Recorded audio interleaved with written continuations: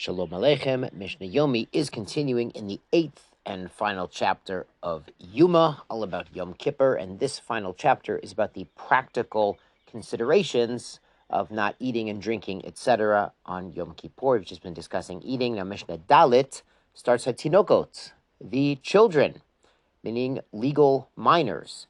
Ein me'anin otan. We do not make them fast. We do not afflict them at all. B'Yom Kippurim, on Yom Kippur. Aval, but mechanchin, you can do chinuch. Chinuch means education or preparation.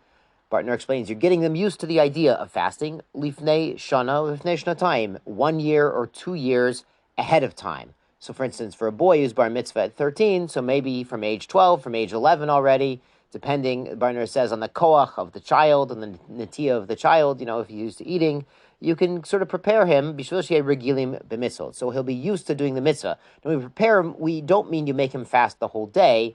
The Bartner explains you delay his time of breakfast. If we normally eat breakfast at 9 a.m., so maybe Yom Kippur, try to get him to push it till 10 a.m. or 11 a.m. We're not trying to make anyone suffer. We're just trying to get them used to the idea of reducing or delaying or not eating on Yom Kippur.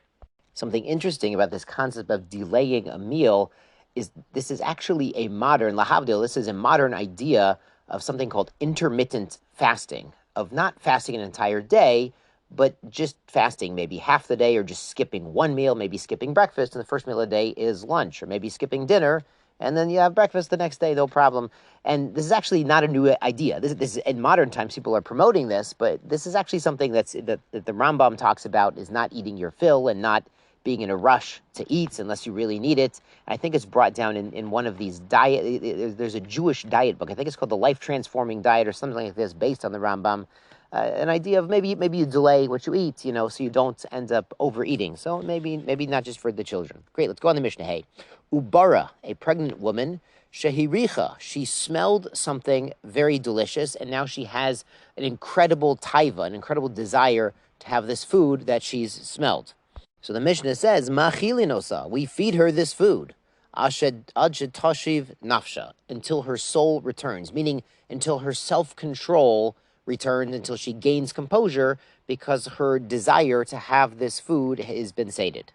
Now the Mishnah continues, generally, chola, somebody who is sick, they're not medically well, machilin ota, we can feed him al pi bakin, according to the experts. So if there's a doctor there who says, well, this person has a condition, maybe there's a blood sugar condition, a digestive condition, where they need to have a certain amount of food or a certain food, we would allow that based on the doctor's orders. Of course, in modern times, we consult the rabbi and we consult the doctor as well, so we really know what we're doing. If there's no expert there, you can listen to the person himself who says, I have a condition where I really need to have a certain food or I really need to have a certain amount of liquid, until he says enough.